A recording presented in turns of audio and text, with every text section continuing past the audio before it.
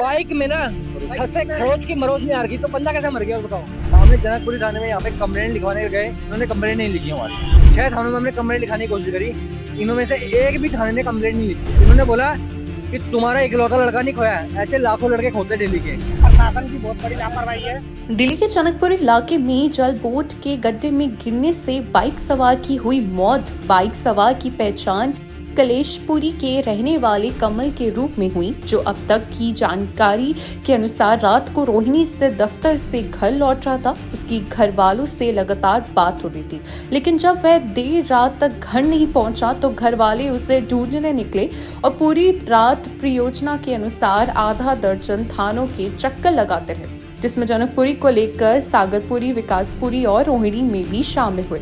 लेकिन परिवार वालों को गंभीर आरोप है कि पुलिस वालों ने इस मामले की गंभीरता नहीं दिखाई और अंत में सुबह 7:30 बजे के करीब पुलिस वालों की कॉल आई। इसके बाद इस घटना का पता लगा और मौके पर पहुंचे कमल अपनी बाइक के साथ गड्ढे में गिर निकले। और फिलहाल परिवार वाले अब हादसे से जलबोट की लापरवाही तो बता रहे हैं, साथ में उनका ये भी कहना है कि कमल की हत्या कर गड्ढे में फेंक दी गई और फिलहाल पुलिस पूरे मामले की जांच में जुटी हुई है। 3 साल से ये लड़का जॉब कर रहा है रोहिणी में, ठीक है, बैंक में कॉल सेंटर में काम करता है। डेली इसी रूट से वो अप डाउन करता है। कल रात को हमारी 11:30 बजे बात हुई थी, 11:53 पे बात हुई थी लड़के से कि कहाँ पे है लड़का। उसने बोला कि मैं डिस्ट्रिक्ट सेंटर पहुँच गया हूँ, ठीक है, पीरागढ़ी क्रॉस कर दिया, डिस्ट्रिक्ट सेंटर पहुँच गया हूँ।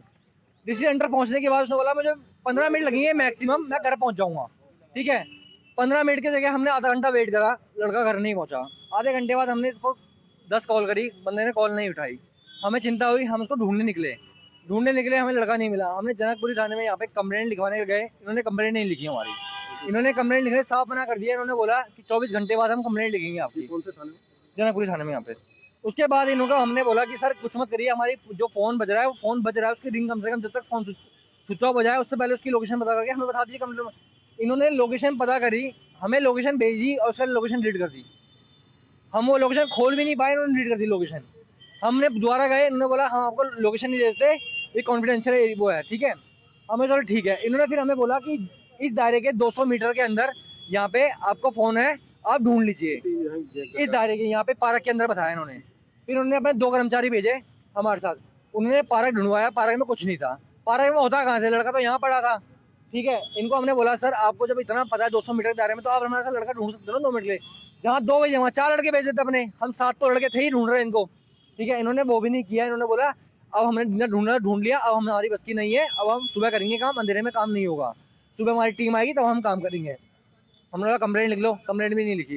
इन्होंने बोला कंप्लेंट लिखवाने सुबह 11 बजे आना, ठीक है। अब 11 बजे कम क्या कंप्लेंट लिखवाएं, लड़का चले गया हमारा, क्या करे कंप्लेंट का पुलिस। हम रात को, फिर उसके बाद इन्होंने नहीं लिखा, हमें लगा चलो इन्होंने लिखा कोई और तो लिखेगा।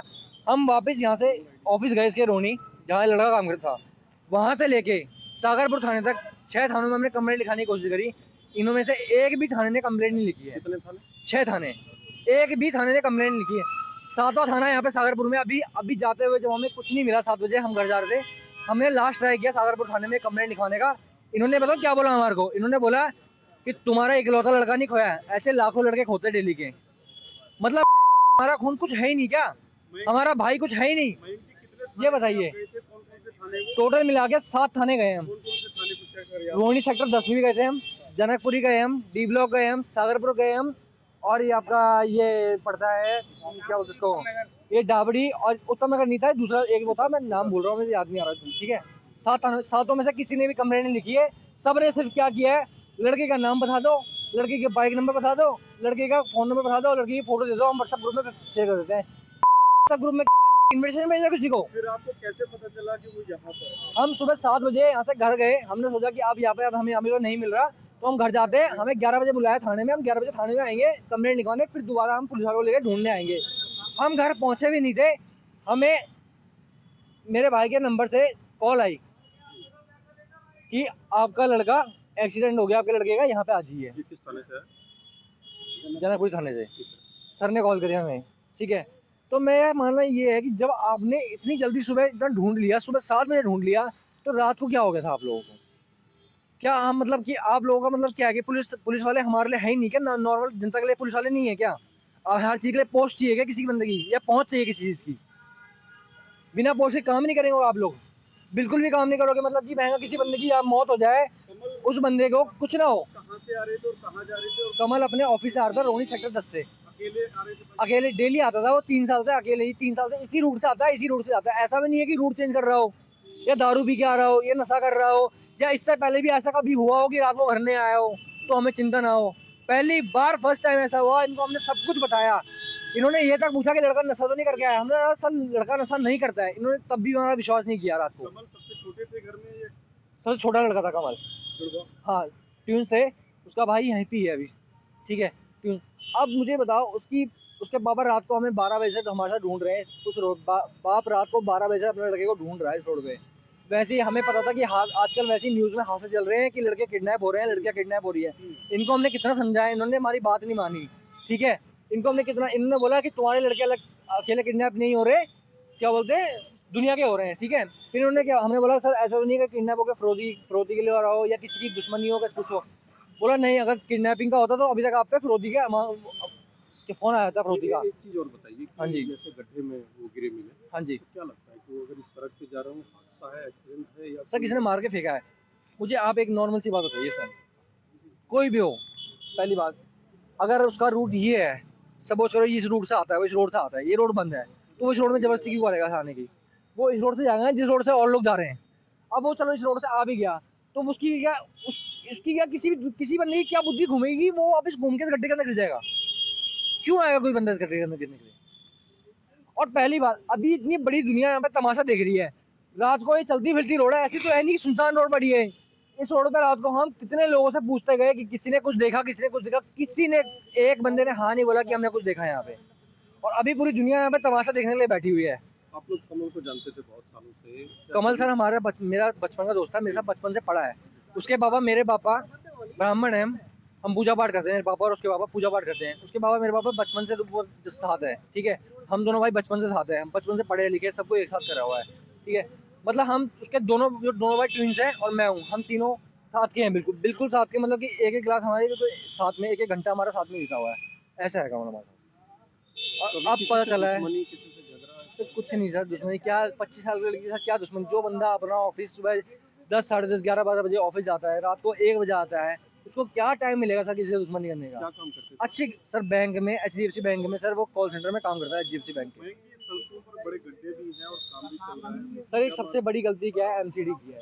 आप अपना दिल्ली मेट्रो का काम देखते हो, दिल्ली मेट्रो काम कर रही है, कहीं काम कर रहे हैं, इतने बड़े बड़े आप लोहे के बोर्ड लगाए थे, वो 2 बोर्ड वहाँ लगा रखे हैं, वही 2 बोर्ड और उठा के यहाँ लगाए तो सर क्या ये हादसा हो जाता? अगर ये फिर भी हादसा होता तो इसका मतलब ये था कि किसी ने मार के फेंका है ना सर, बात है ना। और चलो ठीक है, मेरे सुनने में ये आया कि ये रास्ता MCD ने यहाँ तक बंद किया था, ये यहाँ पे किसी से खुलवाया है अपने काम बंद होने के चक्कर में, ठीक है। तो सर जल बोर्ड को देखना चाहिए ना सर, जल बोर्ड को देखना चाहिए ना। अगर चलो आप रात को बंद नहीं कर रहे काम, चलो हम मानते हैं आप रात को काम करते हो यहाँ पे, तो किसी को बिठाओ था, 2 बंदे यहाँ पे बिठाओगे ना, आप जिम्मेदारी देखोगे ना अपनी भी। अगर हम लोग अपने घर के आगे गली के आगे गड्ढा कर देते हैं, हम आगे बोलते हैं कि गड्ढा करा हुआ है, गड्ढा बर्बाद हो, बोलते हैं ना सर। और ये इतना बड़ा गड्ढा कर रखा है, इसमें सर हम जैसे पता नहीं कितने लोग समा जाएंगे इसके अंदर। प्रशासन की बहुत बड़ी लापरवाही है। आप देख सकते हो ये रोड भी और ये रोड भी जगह जगह गड्ढे भरे हुए हैं। एक्सीडेंट के चांसेस बहुत ज़्यादा होते हैं। मेरी प्रशासन से रिक्वेस्ट है कि इसका प्लीज़ कुछ ना कुछ करे। आगे भी किसी का लड़का है और आगे किसी भी जान जोखिम में पड़ सकती है। कितना बड़ा गड्ढा है, कोई बोर्ड नहीं था, जाल बाद में लगाया, कितनी बड़ी लापरवाही? अभी लगा ये जाल, प्रशासन की बहुत बड़ी लापरवाही है। इसमें प्रशासन का पूरा हाथ इसी। ये जाल अभी लगा है? ये जाल अभी लगाया, अभी कराए, इसको अभी कराई। ये सबसे बड़ी लापरवाही है। ढकने के लिए हम लोगों को हटाया जा रहा है। अभी कैमरे के एक्सेस नहीं निकाले जा रहे, कुछ भी नहीं पूछा जा रहा। सुबह 7 बजे अगर मिल भी जाता तो कम से कम आपने कैमरे के एक्सेस निकलवाने के लिए उसको प्रेशर देते। और अभी 10-11 बज रहे होंगे। एक चीज बताइए कि कमल के साथ जो हादसा हो सकता है या कुछ कैसे हो? सर ये दोनों चीज़ें, साजिश भी है और हादसा भी कह सकते हैं। इसमें प्रशासन और जो भी लोग जिम्मेदार हैं, मैं उनको कहूँगा कि प्रशासन से भी अभी भी अनुरोध करता हूँ कि कड़ी से कड़ी कार्रवाई की जाए, जल्दी से जल्दी एक्शन लिए जाए इस पर। अच्छा, आप लोग इस रास्ते से गुजरते हैं, कभी डर लगता है आपको? बिल्कुल डर लगता है, किसको डर नहीं लगता सर। अब आपको लगता है जो इंजीनियर की मौत हुई थी वो नोएडा में, उसके बाद भी दिल्ली में कोई सबक नहीं लिया? नहीं बिल्कुल नहीं, नहीं है कुछ भी नहीं। ऊपर से ये इलाका तो मंत्री जी का है। अरे आशीष सूद जी तो क्या कहें आपको,